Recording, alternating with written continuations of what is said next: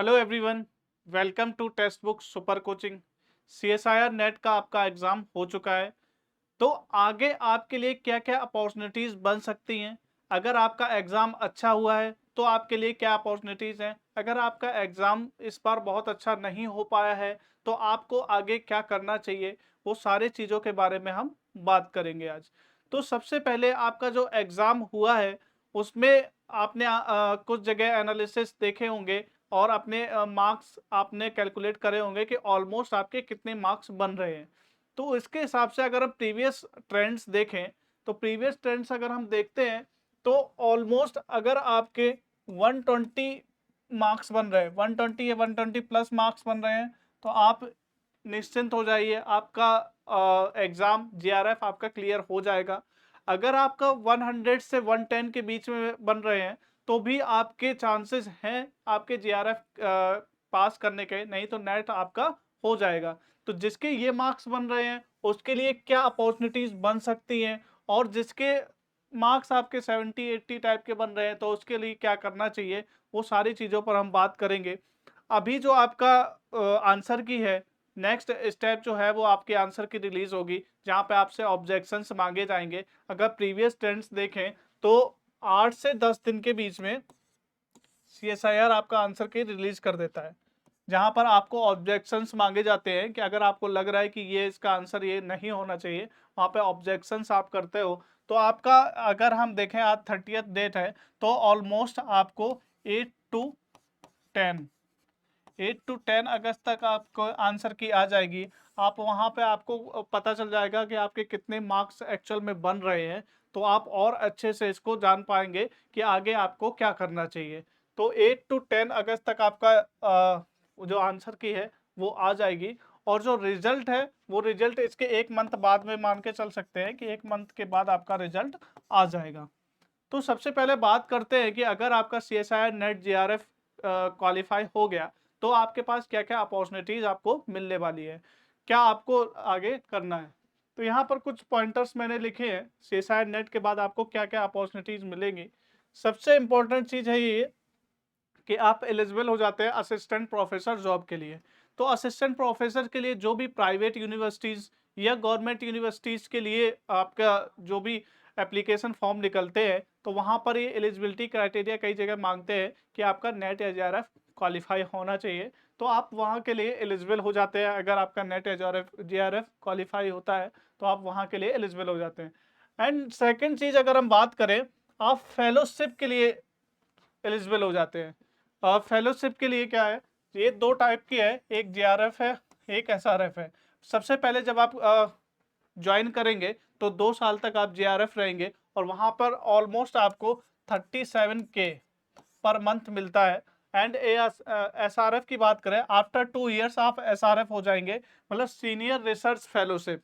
Senior research fellowship and junior research fellowship, वहां पर आपको 42K के अराउंड आपको मिलेगा, पर मंथ के अकॉर्डिंग मिलेगा। तो आप जब आप सीएसआर नेट एग्जाम क्वालिफाई कर लेंगे, सीएसआर नेट जब आप एग्जाम क्वालिफाई कर लेते हैं तो आप इसके लिए जीआरएफ एंड एसआरएफ के लिए आप एलिजिबल हो जाते हैं। साथ में आप पीएचडी एंट्रेंस एग्जाम, कई जगह होता है कि वो पीएचडी में जेआरएफ वालों को डायरेक्ट इंटरव्यूज के थ्रू भी बुलाते हैं, और साथ में कई जगह एंट्रेंस एग्जाम भी होते हैं। तो अगर आपने इस एग्जाम की तैयारी ऑलरेडी करी हुई है तो आप वहां पे भी एंट्रेंस एग्जाम दे सकते हैं। साथ में आप कुछ जगह पे इंटरव्यूज के थ्रू भी होता है, जहां पर मांगते हैं कि अगर आप जेआरएफ क्वालिफाई हैं तो आप डायरेक्ट इंटरव्यू में अपीयर कर सकते हैं। तो पीएचडी के लिए जो लोग जाना चाहते हैं उनके लिए भी एक अपॉर्चुनिटी ओपन होती है कि आप नेट जेआरएफ क्वालिफाई करने के बाद आप वहां पे पीएचडी भी कर सकते हैं। ठीक है। Growth in your current job, कुछ लोग होते हैं जो कि जॉब कर रहे होते हैं साथ में नेट जेआरएफ का एग्जाम देते हैं। तो अगर आपका नेट या जेआरएफ क्वालिफाई हो जाता है तो आप वहां पर भी आपको ग्रोथ मिलती है, सैलरी हाइक वगैरह या फिर पोजीशंस का ग्रोथ वहां पे आपको मिल जाती है। एंड देन अगर देखें, अगर आपने नेट के लिए एग्जाम के लिए प्रिपरेशन करी है, नेट जेआरएफ के लिए प्रिपरेशन करी है, तो और भी एग्जाम्स होते हैं जिनके लिए आप वहाँ पे अपीयर कर सकते हैं। लाइक स्टेट एग्जाम्स होते हैं, सेट हो जाता है आपका, स्लेट हो जाता है, टीआईएफआर हो जाता है। कई सारे एग्जाम होते हैं जो सिमिलर टाइप का सिलेबस वहाँ पे आता है। आप वहाँ पे भी अपीयर कर सकते हैं और अपने लिए कई सारी करियर अपॉर्चुनिटी ओपन कर सकते हैं।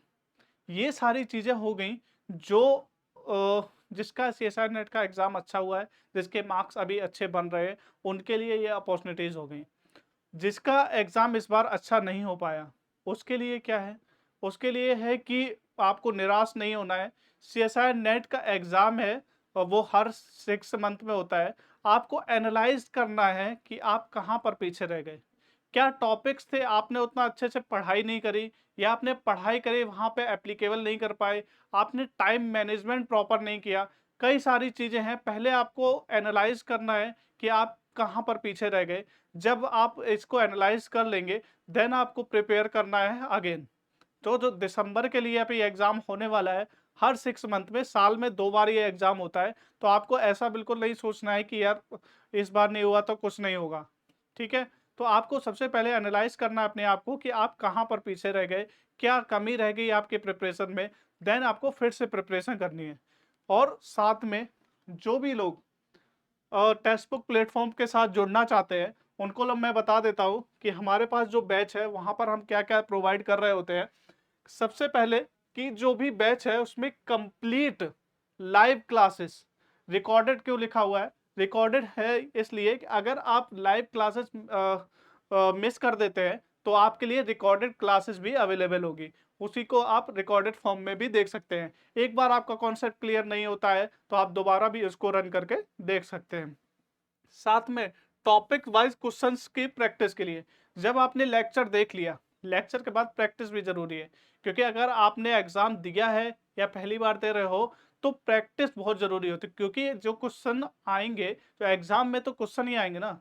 कॉन्सेप्ट आपका अच्छा है, अगर आपने प्रैक्टिस बहुत अच्छे से नहीं करी, हो सकता है वहाँ पे आप टाइम मैनेजमेंट नहीं कर पाओ, तो प्रैक्टिस करना बहुत ज़रूरी है।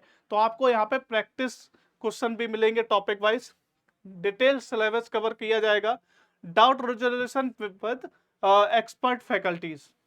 जो भी फैकल्टीज हैं अपने सब्जेक्ट के एक्सपर्ट हैं, वो उनके साथ आप जो भी डाउट आपके रहेंगे वो आप डाउट क्लियर कर सकते हैं। इसके लिए फ्रिक्वेंटली हम लोग सेशंस भी प्लान करते रहते हैं। और previous year question, fully solve previous year question, previous year question बहुत ही इंपॉर्टेंट होता है सीएसआई नेट के लिए, क्योंकि आपको वहां से पता चलता है किस तरीके के क्वेश्चन आते हैं। कुछ टॉपिक ऐसे श्योर रहते हैं जहां से क्वेश्चन आते ही आते हैं, वो आपको तभी पता चलेंगे जब आप प्रीवियस ईयर के क्वेश्चंस लगाओगे। आप पूरा फुल मॉक टेस्ट दोगे तो आपको पता चलेगा कि आप कहाँ स्टैंड करते हो, साथ में आपको टाइम कहाँ मैनेज करना है। बहुत सारे स्टूडेंट्स होते हैं कि जो क्वेश्चन पेपर अटेम्प्ट करते हैं, पूरा अटेम्प्ट ही नहीं कर पाते हैं। उनका बस वही होता है कि उन्होंने पढ़ा तो अच्छे से है, लेकिन उन्होंने टाइम अच्छे से मैनेज नहीं किया, उन्होंने टेस्ट नहीं लगाए हैं।